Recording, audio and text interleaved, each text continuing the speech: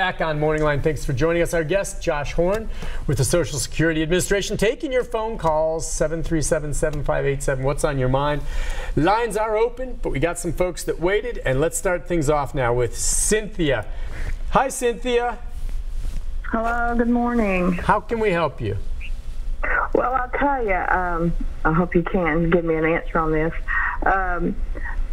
A few months ago, I had bought a house in Clarksville. I lived in Nashville for 25 years, but because I moved to Clarksville, I gave up a job as a caregiver that I'd been at for many years, and I got a job here just recently, and I was working 2 weeks, and I ended up losing the job because I got really sick. A lot of issues, things going on with my heart that I didn't know about, and stomach issues, colon issues.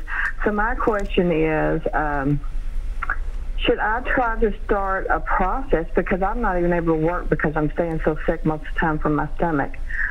You know, when do you get to the point where you think, you know, I'm 55 years old, I really didn't want to stop work now, and this has just become such an issue. I don't know when I'll be able to go back to work. My doctor doesn't give me an answer. So tell me something. What do I do here? Okay. Sure, yeah. And you know, if you stop working because of some kind of disabling condition, that's exactly, you know, the direction that you know, and that's what we do at Social Security. Now, I will tell you that the definition of Social Security disability is 100% disability, and it has to be expected to last for a year or longer.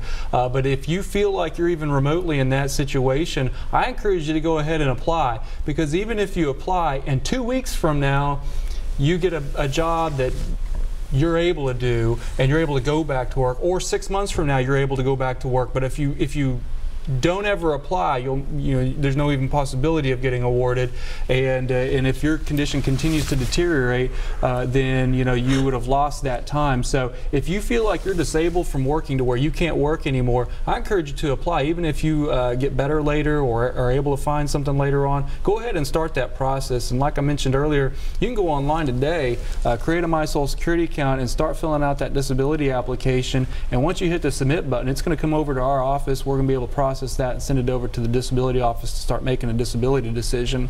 But like I said, you can always go back to work. We actually, after you start receiving benefits, have a couple of different return to work provisions too that can help you out.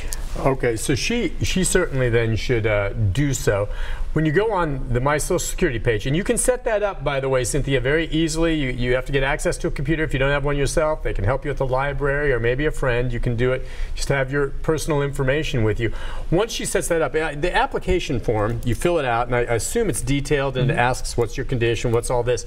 At what point does she submit in the process when she hears back from you? And by the way, that can take several months. Like her medical records, things like that. So one of the things that the application you fill out asks for is what doctors you're seeing, what medicines that they prescribe for you, some different things like that. But when you list what doctors you're seeing, whenever we send it over to the disability office, the very first thing they do is request those medical records. And once they get those medical records back, the examiner will look through those and determine if they have enough evidence to make a decision, or if they need to send you to a consultative examination. And so that's about 50% of the time they'll set you up for a consultative examination for you to go and see one of the doctors that they work with. It may be on a very specific part of your disability. It may be the whole thing, just depends on the situation, and then once they get those medical records back, they can make a decision based on that. Okay, and for some people it can be a little maybe overwhelming. You can certainly do it yourself, but I just thought this is a good time real quick to hit it up that there are lawyers out there that specialize in doing this, and she's saying, Nick, there's no way in heck I can hire a lawyer. Explain to her how a lawyer can work for someone like her. Yeah, so basically Social Security lawyers and third-party representatives are paid from your back pay. So if it takes a year or 2 years to actually get your decision, your approved decision back, and so we owe you, because we protect you all the way back from when you first contact us, which is why I kind of mentioned earlier, go ahead and start that process because you're protected from that point that you first contact us. And so if it takes us a year to make a decision, we'll go back and protect you back to that point. Meaning you get all that back pay is what you're saying. And the representative is paid out of that back pay, 25% of that back pay or $6,000, whichever is the lesser. Yeah, so meaning if they think you have a decent case, then you'll have to get the lawyers to look over your situation. You don't pay them any money up front. They get paid when you get paid. And if for some reason you don't get the benefit, they don't get paid. So that's the way you can afford that, but you're giving them 25% of that back pay, or $6,000. If you think you can do it yourself, you can save that. But just thought I'd put that out there. And again, though, the threshold for being a 100% disabled, you may be there, but I've seen plenty of people that I thought were that do not qualify. And on the other hand, I've seen some folks that I kind of wonder, really? They qualified? I know it's a subjective thing. I know there's guidelines, but ultimately it is subjective to a degree. I mean, these doctors may differ in opinions. So. And you know, and when you're filing, make sure you list all the conditions that you're dealing with. Be thorough. Because if you're just listing this particular condition that you think is probably the most severe, but you've got 3 or 4 other situations, go ahead and list them all, because sometimes the combination is what does it. Hope that helps, Cynthia. Let's go to Cheryl. Hi, Cheryl. Hello. Hello. How are you, Cheryl? Oh, I'm okay today. Good. Hey, how are you? Good. I'm doing well. Thanks. Yeah, great. Hey, I've got a couple of questions. Okay, I'm 100% disabled. I'm on SSI. I'm going to be 62 years old this year. And will I be able to get my Medicare at 62?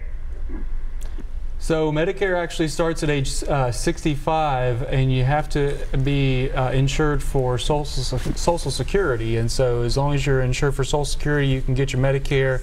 But it's not till 65. Yeah, you'll be able to get it, but you've got 3 more years. 3 more years, because I can't even get a decent doctor. And I was of the understanding that if I started 6 months in advance, at 62, I would get my Medicare. Now, do you have 10? Along with my Medicaid TennCare. Okay, I would say you should have your TennCare based on your SSI, you know, having SSI, but no, Social Security is age 65 unless you're drawing actual Social Security disability, but you said you're drawing SSI, so right. So you're looking at age 65. Oh my gosh. Yeah, I'm sorry. Yeah, sorry about that. I know. Explain to folks. I know that's tough, and it's a hard situation. Do explain again. We do this, try every show. The difference between Social Security insurance, I guess, and Social Security disability. And she's on SSI, which is really the final safety net, right? Yeah. So Social Security is an insurance program, and you're paying the insurance premiums through your, you know, the taxes that are collected out of your checks. And so basically, to qualify for Social Security, you have to have worked and paid into the system, and with disability, you have to actually have some current work activities. You know, within the last 10 years, within the last 5 out of the last 10 years, you have to have worked. With SSI, it's not like that. It doesn't have anything to do with Social Security or paying into the system. It's paid out of general funds, and it's a needs-based program based on the poverty level and how much income and resources you have. Now, the disability part of it's the same. We send it up and get the same disability decision as far as, are you 100% disabled? Is it expected to last for a year or longer? But the non-medical part of it and how much you actually get is very, very different. So the SSI is paid out of the general funds based on your income and your needs based. Medicare, which is what, you know, she was asking about, is very similar to the Social Security, where you're actually paying in to become qualified for Medicare later on. Okay, so SSI, though, like I said, is the final safety net when you're on that. And it's because essentially, though, right, that they did not pay in, correct? Correct, most of the time. Yeah, right. They weren't able to for whatever reason, but because of it, there's many more limits on it, and it's not as much money, and she has to wait. And that's, I sympathize with her. We'll take a break. We'll be back. If you're on hold, stay there. We've got some other lines open. Questions for Josh up until the 9 o'clock hour right after this.